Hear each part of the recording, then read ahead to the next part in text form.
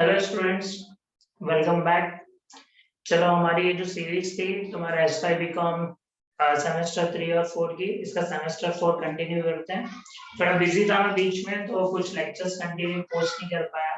तो काफी स्टूडेंट्स के कमेंट आए कि सर मॉड्यूल 2 चाहिए, क्योंकि बाकी मॉड्यूल्स तो मैं जरा पोस्ट कर चुका हूँ।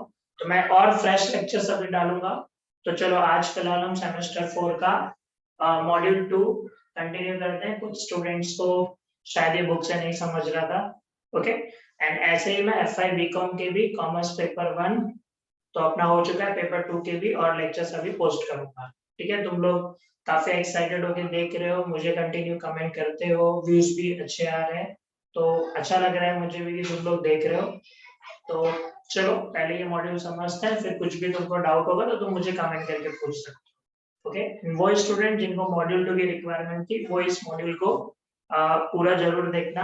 एंड एक चीज मैं तुम लोगों को बता देता हूँ, मॉड्यूल 2 हम 3 से 4 पार्ट में डालेंगे, क्योंकि ये थोड़ा बड़ा मॉड्यूल है। ओके, एंड थोड़ा टफ होता है स्टूडेंट्स को समझने के लिए, क्योंकि it is related to quality management. Okay, तो अलग अलग पार्ट में डालूंगा, सीक्वेंस वाइज देखो। पहले पार्ट 1 देख लो, पूरा समझ जाए, फिर पार्ट 2 की तरफ जाना, वो भी मैं जल्दी अपलोड करूंगा। okay? चलो देखो बोर्ड पे तुम्हारे लिए कुछ कंटेंट मैंने रेडी किया है। सबसे पहले तो मॉड्यूल 2 का नाम क्या है? Quality management. क्वालिटी कॉन्सेप्ट तो तुमको पता है, लेकिन हम ये कॉमर्स पढ़ रहे हैं, कॉमर्स पेपर 4 है अपना। तो यहाँ पे हम ना सिर्फ क्वालिटी पढ़ेंगे, बल्कि क्वालिटी मैनेजमेंट, उस क्वालिटी को मैनेज कैसे करना है, क्या क्या टूल्स होते हैं, कौन कौन सी टेक्निक्स होती है, वो सारी चीजें भी समझेंगे। आई होप स्क्रीन विजिबल होगी। कुछ स्टूडेंट्स ने कमेंट भी किया कि सर 1080 पिक्सल पे अपलोड किया करो। अभी मेरे पास जरा वैसा इंफ्रास्ट्रक्चर नहीं है, मैं जस्ट मेरे लैपटॉप से अपलोड करता हूँ ये सब लेक्चर। थोड़ा मैनेज करो, अगर तुमको अच्छा मिल रहा है तो ऐसे पढ़ सकते हो। धीरे धीरे थोड़ा और इम्प्रूव होगा तो मैं डालूंगा तुम्हारे लिए बस। ओके, चलो पहले क्वालिटी मैनेजमेंट क्या होता है देखो, ये यहाँ पे लिख के रखा है मैंने तुम्हारे लिए। सबसे पहले कॉन्सेप्ट ऑफ क्वालिटी मैनेजमेंट क्या होता है? Quality is the most important aspect of any activity. कोई भी एक्टिविटी है उसमें क्वालिटी सबसे पहले देखी जाती है। तुम लोग कोई प्रोडक्ट खरीदो या फिर तुम किसी टाइप की सर्विसेज लो, तुम उसमें क्वालिटी चेक करते हो। ठीक है, क्वालिटी होनी चाहिए। अगर अच्छी क्वालिटी मिलेगी, बार बार जाओगे उस प्रोडक्ट के लिए या फिर उस सर्विस के लिए। तो फिलहाल तो देखो, भले प्रोडक्शन एक्टिविटी हो, मार्केटिंग एक्टिविटी हो, फाइनेंस एक्टिविटी हो, ह्यूमन रिसोर्स एक्टिविटी है, जो तुमने मैनेजमेंट के फंक्शंस वगैरह और डिपार्टमेंट्स में पढ़ा है, इस हर जगह पे क्वालिटी मैटर करती है। क्वालिटी ना ही सिर्फ मैन्युफैक्चरिंग यूनिट्स में जरूरी है, बल्कि सर्विस इंडस्ट्री में। जैसे प्रोडक्ट्स बना रहे, मैं मार्कर अगर बना रहा हूँ, ठीक है, तो मार्कर में भी क्वालिटी मैटर करती है, क्योंकि ये मैन्युफैक्चरिंग कैटेगरी में आएगा। लेकिन अगर मैं टीचिंग दे रहा हूँ तुमको, वहां पर भी क्वालिटी मैटर करती है। ओके, क्वालिटी जज कैसे की जाती है? किसी चीज को देख के तुम लोग कैसे चेक करोगे कि ये प्रोडक्ट क्वालिटी वाला है, इसकी क्वालिटी बहुत अच्छी है?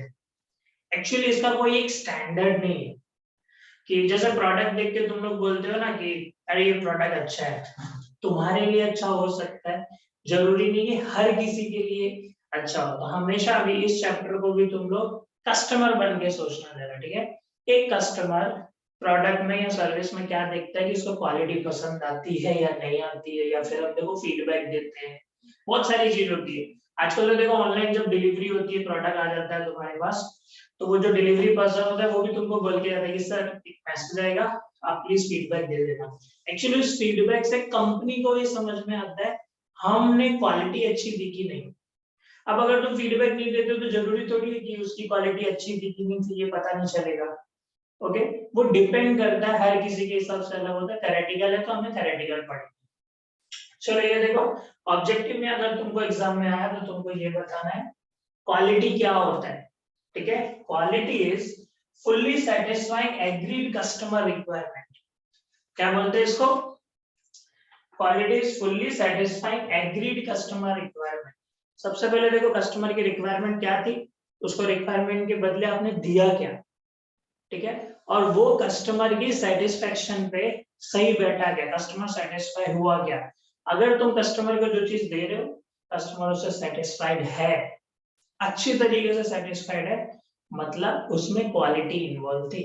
वरना देखो बिना क्वालिटी की चीजें पसंद नहीं आती। एक सिंपल सा मीनिंग है, quality is fully satisfying agreed customer requirement at the lowest internal cost. मतलब एक मिनिमम प्राइस अगर तुम पे करते हो, जैसे किसी भी पर्टिकुलर चीज का प्राइस हो या सर्विस हो, लेकिन उसमें तुमको मैक्सिमम सेटिस्फेक्शन मिलती है, मतलब वो क्वालिटी का। पानी पूरी खाने जा रहे हो, ठीक है, पानी पूरी तुमने खाई है गाड़ी पे, वहां पे 20 रुपए दे रहे हो, दूसरी जगह पर भी 20 रुपए देते हो, लेकिन एक जगह की पानी पूरी तुमको बहुत पसंद आ जाती है, मतलब वहां पे क्वालिटी थी तुम्हारे हिसाब से, ठीक है। मुझे हर हाथ गाड़ी की पानी पूरी नहीं पसंद आती है, किसी की पसंद आ गई तो मेरे हिसाब से वो क्वालिटी जरूरी थोड़ी दूसरा खराब बना। एक एग्जांपल देता हूँ, पानी पूरी हमें मोस्टली कहाँ की अच्छी लगती है, हाथ गाड़ी वाले या स्ट्रीट फूड वाले जो बनाते हैं, होटल्स में नहीं मिलती है या रेस्टोरेंट्स में नहीं मिलती है, वहां पर भी मिलती है। और वो एक्चुअली हाइजीननेस के मामले में देखे, अलग इंग्रेडिएंट्स यूज किए इस मामले में देखे, वो ज्यादा क्वालिटी होता है, पर अच्छा नहीं लगता ना हमको। कस्टमर टू कस्टमर डिफर करता है, क्वालिटी होटल्स में भी होती है, लेकिन हमको तो पानी पूरी रोड वाले की पसंद, क्योंकि उसमें टेस्ट रहता है, समझा। तो क्वालिटी यही है, डिपेंड करता है, हर किसी के लिए सेम नहीं होगा। एंड क्वालिटी क्या होता है, कस्टमर की जो रिक्वायरमेंट थी वो सेटिस्फाई हुई कि नहीं। ओके, अब कंपनी में सिर्फ क्वालिटी रखना ही इंपॉर्टेंट नहीं है, उनको क्वालिटी को मैनेज भी करना होता है टाइम टू टाइम। बड़ी बड़ी कंपनीज पता है उनका एक सेपरेट डिपार्टमेंट ही बना देते हैं, क्वालिटी कंट्रोल डिपार्टमेंट होता है। क्वालिटी कंट्रोल डिपार्टमेंट का ये काम है, प्रोडक्ट बन के जा रहा है कस्टमर तक, आप बस ये देखो कस्टमर को जो क्वालिटी चाहिए वो दी जा रही है कि नहीं, कभी अगर क्वालिटी कम हो रही है तो हमको ध्यान देना, ठीक है। वो क्वालिटी कंट्रोल डिपार्टमेंट पॉइंट्स निकालता है, उनको रेक्टिफाई करता है, और कस्टमर तक वो क्वालिटी मेंटेन करता है या फिर और हाईएस्ट स्टैंडर्ड मेंटेन करता है। जैसे डिलीवरी वाले को पहले भी प्रोडक्ट्स डिलीवर होते थे, आजकल प्रोडक्ट्स और फास्ट डिलीवर होते हैं, क्योंकि कस्टमर को पेशेंस नहीं है, ठीक है। यूट्यूब पे समझो मेरे ही वीडियो आ रहे हैं, कोई तो मूवीज भी देख रहे हो, वो जो कुछ सेकंड्स का एक ऐड आ जाता है ना, वो भी बहुत बेकार लगता है लोगों को, क्योंकि हमको पेशेंस नहीं रह गया है। ये पेशेंस नहीं रह गया, इसकी प्रॉब्लम ये डिजिटलाइजेशन और आजकल जो माहौल चल रहा है। तो जब तुमने कोई प्रोडक्ट ऑर्डर किया, एक साइट तुमको 10 दिन में प्रोडक्ट डिलीवर कर रही है, एक तुमको 2 दिन में डिलीवर कर रही है, कोई कोई तो देखो प्रोडक्ट तुम अभी ऑर्डर करो, कल सुबह 11 बजे आ जाता है तुम्हारे पास। तो तुमको क्या लगता है कौन सी कंपनी बेटर है, कौन सी बेस्ट दे रही है, जो फास्ट सर्विस दे रही है? तो वो डिपेंड करता है, जरूरी थोड़ी है जो 10 दिन में सर्विस दे रही है वो अच्छी नहीं है कंपनी, प्रोडक्ट तो वो भी वो दे रही है। फिलहाल सर्विस की क्वालिटी थोड़ी खराब हो सकती है, कोई कोई तुमको कंपनी क्या करती है, प्रोडक्ट ऑर्डर किया, कहाँ पे पहुंचा प्रोडक्ट, कितना पहुंचा, कस्टमर उनके डिलीवरी पार्टनर का नंबर, कोड, ये यूनिक कोड्स वगैरह सब कुछ तुमको प्रोवाइड कर देती है, मतलब रियल टाइम बेसिस पे तुम्हारे पास अपडेट रहता है। तो तुमको पता है क्या लगता है, अरे हाँ कंपनी कस्टमर का ध्यान रख रही है, वो एक एक अपडेट दे रही है। कंपनी जब तुमको प्रॉपर अपडेट देती है तो अच्छा लगता है, और उसने जो टाइम बोला उस टाइम पर डिलीवरी दे दी तो बहुत अच्छी बात है। लेकिन कोई कोई कंपनी तुमको कुछ बताती नहीं, सीधा 10 दिन बाद प्रोडक्ट आ जाए, तो तुमको वो मजा नहीं आता है, फिर अगली बार शायद तुम उसके लिए नहीं जाओगे, समझ रहे हो ना। तो ये जो टेक्निक्स हो रही है ना, एक्चुअली ये कंपनियों को धीरे धीरे मैनेज करना पड़ता है कि क्वालिटी में कोई कमी नहीं है, वरना कस्टमर टूट जाता मतलब फिर वो कस्टमर दोबारा तुम्हारे पास नहीं आए। Got it. तो ये देखो क्वालिटी तो हमने पढ़ लिया, अब क्वालिटी मैनेजमेंट क्या होता है। Quality management is focus not only on product quality but also the means to achieve it। सिर्फ प्रोडक्ट की क्वालिटी ही मेंटेन नहीं रखनी है, मैं फॉर एग्जांपल एक पैक्ड फूड बना रहा हूँ, मैं उसमें वो सारी क्वालिटी रख रहा हूँ जो एक प्रोडक्ट में होनी चाहिए, लेकिन वो ऑलवेज उसमें होनी चाहिए।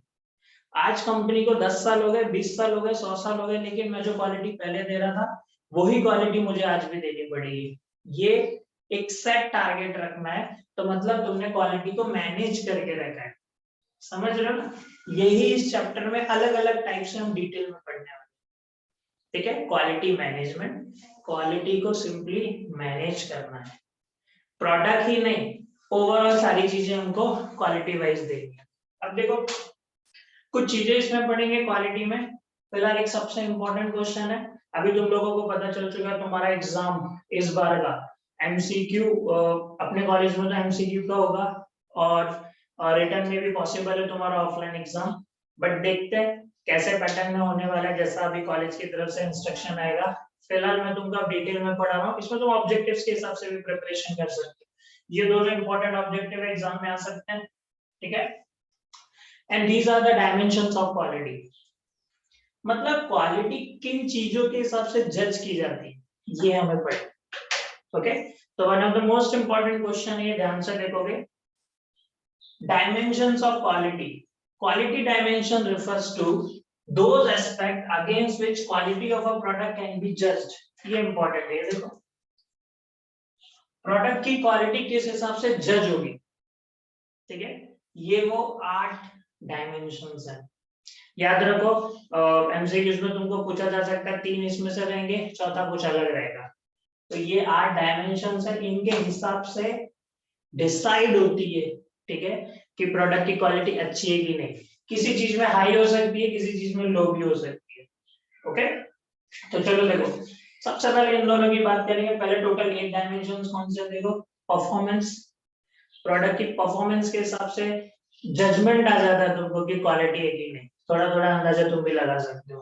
फीचर, मोबाइल ले लो, गाड़ी ले लो, टीवी ले लो, मोबाइल में कितने पुराने मोबाइल भी अच्छे हैं जो 3 महीने पहले लॉन्च हुए, ठीक है, उसके पहले वाले भी अच्छे हैं, फिर भी कंपनी अपग्रेडेड वर्जन क्यों लेके आती है, फीचर्स उनको एक्स्ट्रा देने होते हैं। जरूरी नहीं है कि वो सारे फीचर तुम यूज ही करो, ठीक है, लेकिन कंपनी देती है क्योंकि उनको बताना है कि अब हमारा जो प्रोडक्ट आ रहा है और ज्यादा बेटर। रिलायबिलिटी, कंफर्मिटी, भरोसेमंद प्रोडक्ट है कि नहीं, ओवरव्यू दे रहा है, फिर डिटेल में बढ़ते हैं। कंफर्मेंस, कंफर्मेंस मतलब देखो जो एक बेसिक स्टैंडर्ड होता है ना किसी प्रोडक्ट को लेके, जैसे कुछ इलेक्ट्रॉनिक प्रोडक्ट पे आईएसआई मार्क कंपलसरी होता है, ठीक है, या फिर फूड आइटम्स हो तो एफएसएसआई मार्क कंपलसरी होता है, तो उससे पता चल जाता है कि यहाँ जो भी लीगल रिक्वायरमेंट्स हैं, ये बेसिक चीजें ये फुलफिल कर रहा है। ड्यूरेबिलिटी, प्रोडक्ट कितना चलेगा। सर्विसेबिलिटी, ठीक है, उसकी स्पीड कितनी अच्छी है, अगर प्रोडक्ट को सर्विस की जरूरत पड़ जाती है तो कितनी जल्दी तुम्हारा इशू रिजॉल्व हो जाता है। एस्थेटिक, परसीव्ड क्वालिटी, ये सब पढ़ेंगे, ठीक है। तो पहले तो 8 ये बोर्ड पे लिखे हुए हैं, तुम लोग बुक में नोट कर सकते हो। चलो पहला पढ़ेंगे परफॉर्मेंस। परफॉर्मेंस एग्जैक्टली है क्या, देखो इन दोनों में बताता हूं।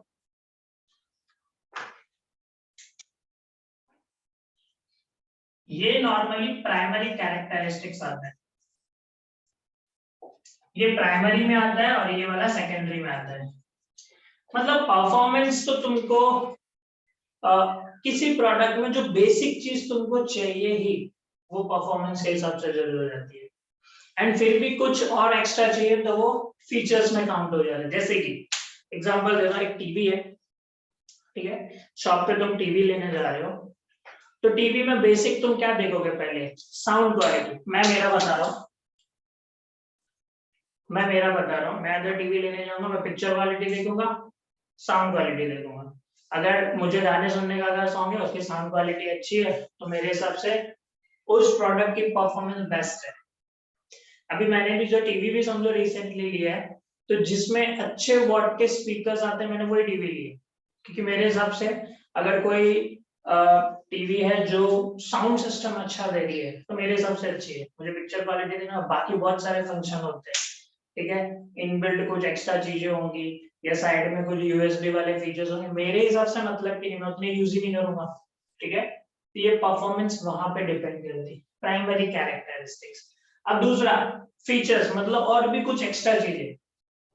अभी मेरे टीवी में और भी बहुत सारे एक्स्ट्रा फीचर्स है कि आप यूएसबी कनेक्ट कर सकते हो, आप इसमें ये समझो, स्मार्ट टीवीज में आजकल बहुत एडिशनल फंक्शंस आते हैं, मुझे जरूरत नहीं है लेकिन रहते हैं।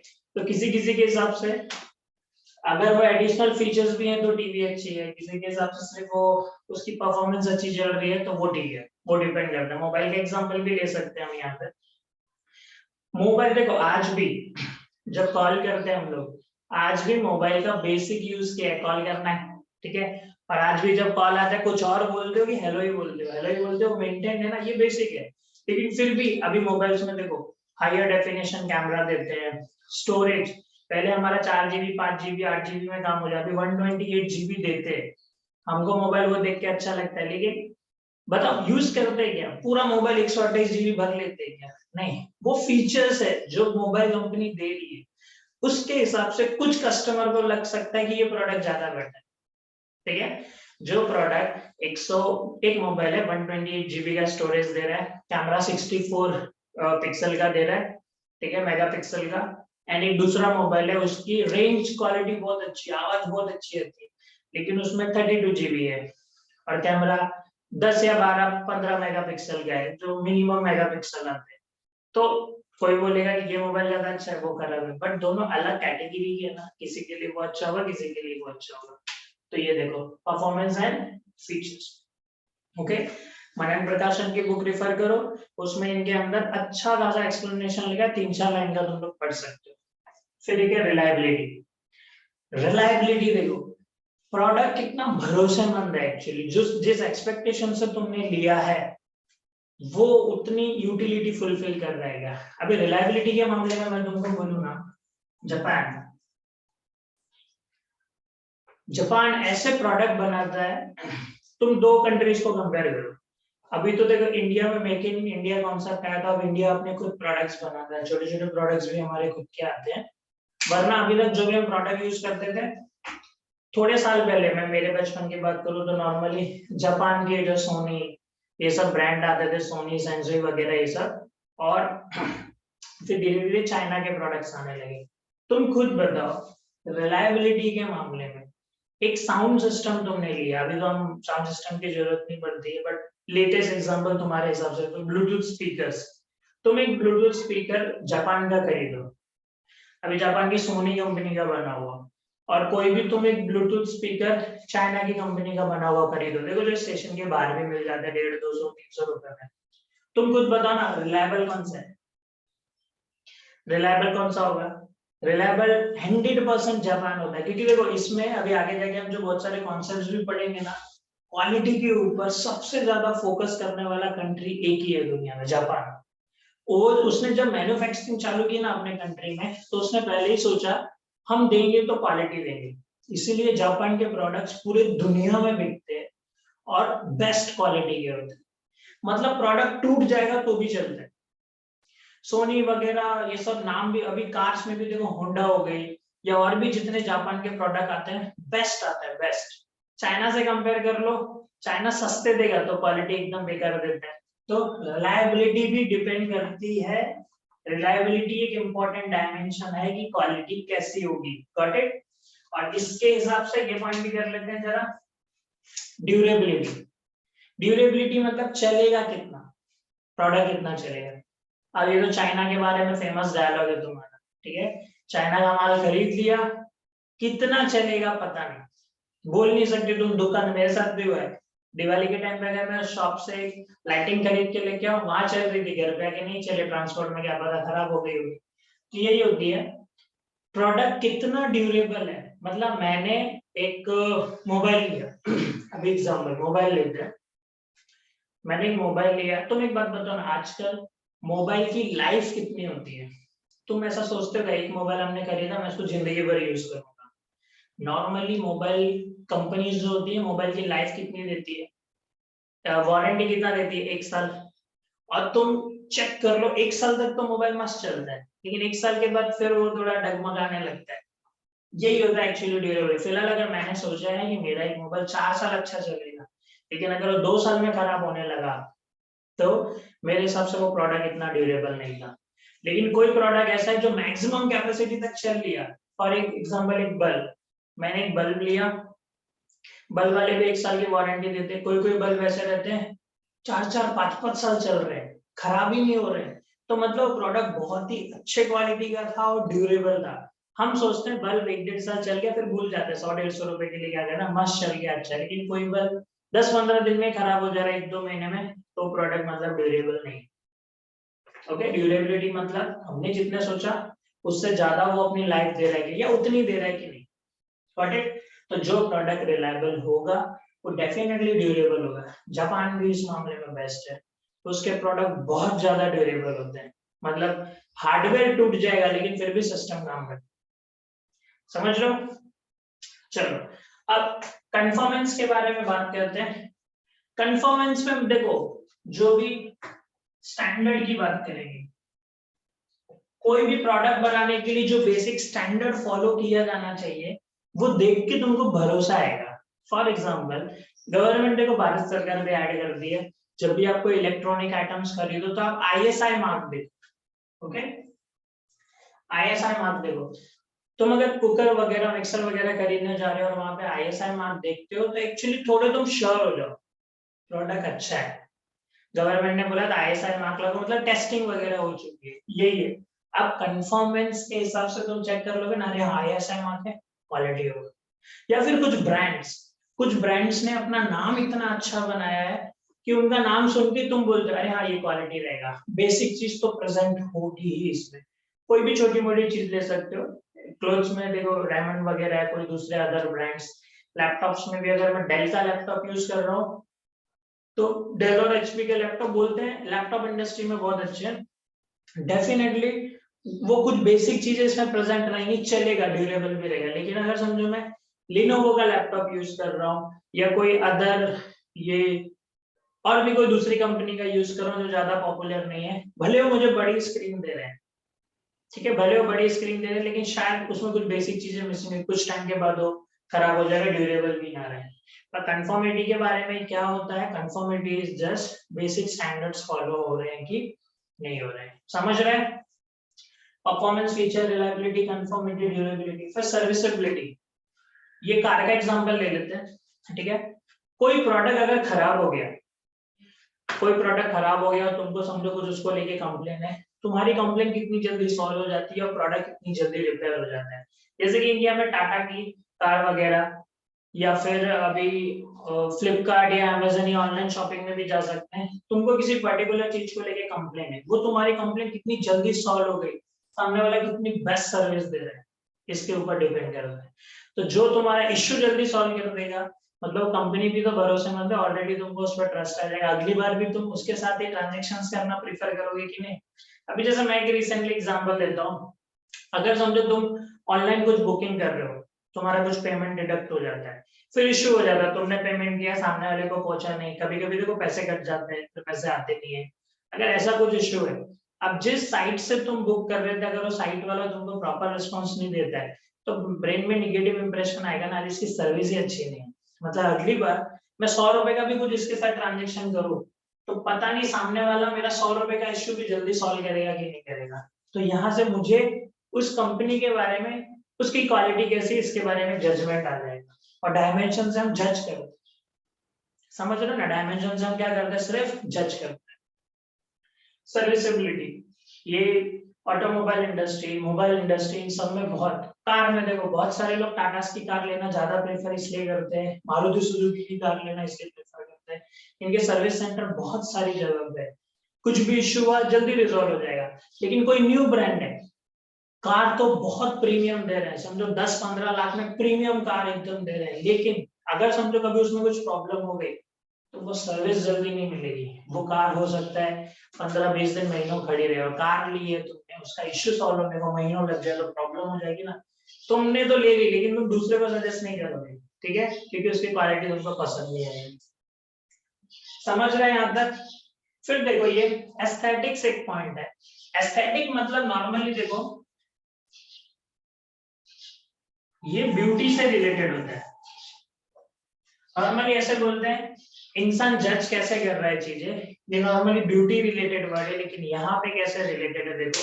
अगर ऐसा बोलता हूं मैं, एक कोई भी ब्रांड का नाम लेता हूँ, या फिर मैंने नॉर्मली बोला एक प्रोडक्ट अच्छा है, प्रीमियम है, रिच क्वालिटी का है, तो तुमको ऑटोमेटिक क्या चीज क्लिक होगी कि अरे हाँ इसमें इंग्रेडिएंट्स बहुत अच्छे यूज हो गए, मटेरियल बहुत अच्छे यूज हुए होंगे, खुशबू अच्छी होगी।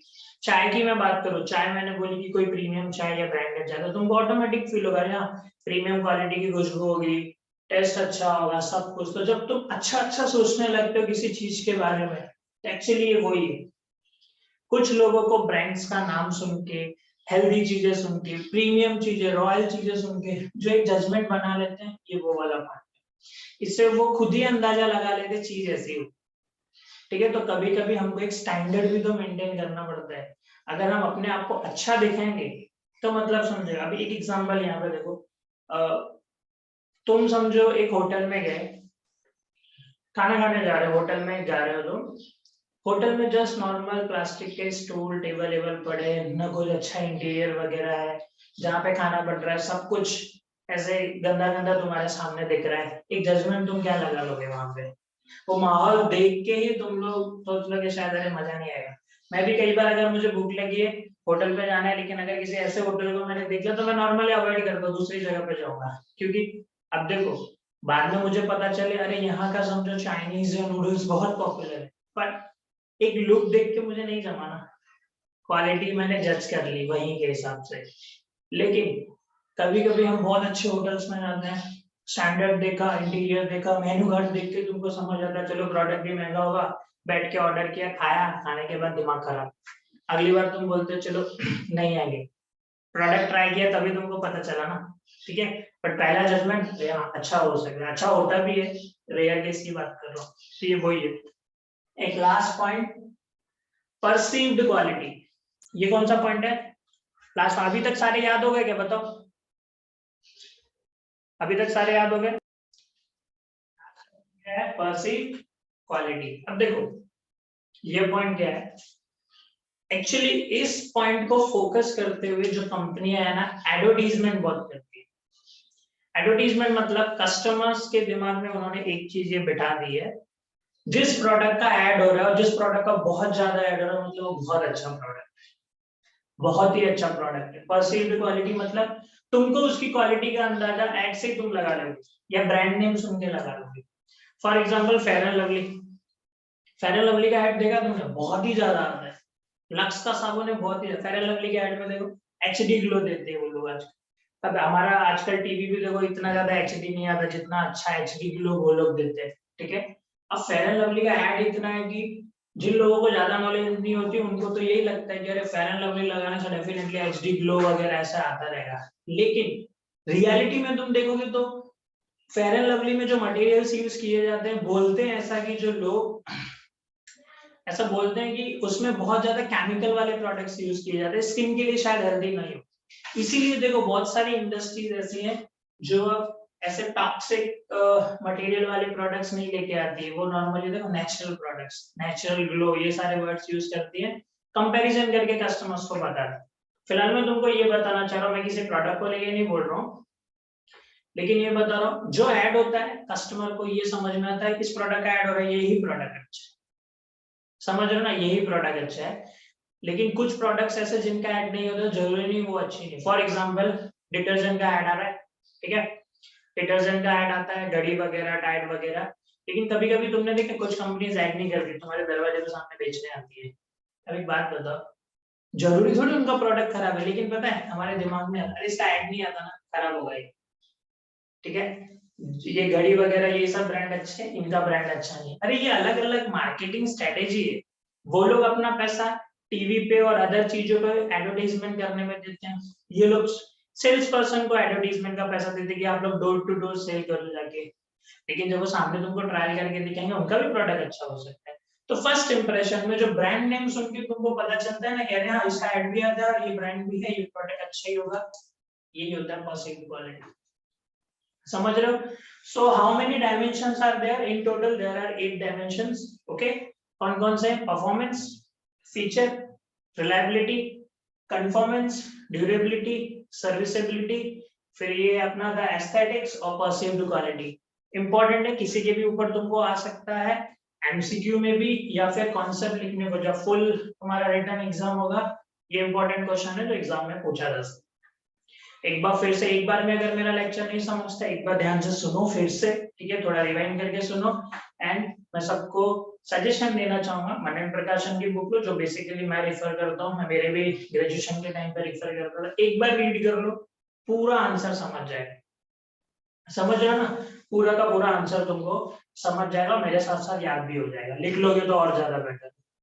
चलो तो आई थिंक समझा होगा तुमको यहाँ तक। फिलहाल क्वालिटी मैनेजमेंट इस मॉड्यूल 2 में, इसको मैं पार्ट 1 को यहीं तक रेस्ट्रिक्ट करता हूँ। अब जो दूसरे और क्वेश्चंस हैं मैं तुमको पार्ट 2 में पढ़ाऊंगा, ओके। तब तक तुम भी देखो, एंड तुम्हारे जो एसवाई बीकॉम वाले फ्रेंड्स हैं उनको भी तुम शेयर कर सकते हो, और भी जो तुम्हारे एफवाई बीकॉम के फ्रेंड्स हो वो भी, उनके भी लेक्चर्स मेरे चैनल पे पड़े हुए हैं, तुम वो भी शेयर कर सकते हो, ओके कुछ भी कहीं पे क्वेरी आता है कि कुछ और लगे तुमको तो मेरे को कमेंट करो। ओके चलो आज के लिए बाय, मिलते हैं नेक्स्ट लेक्चर में। सी यू, टेक केयर।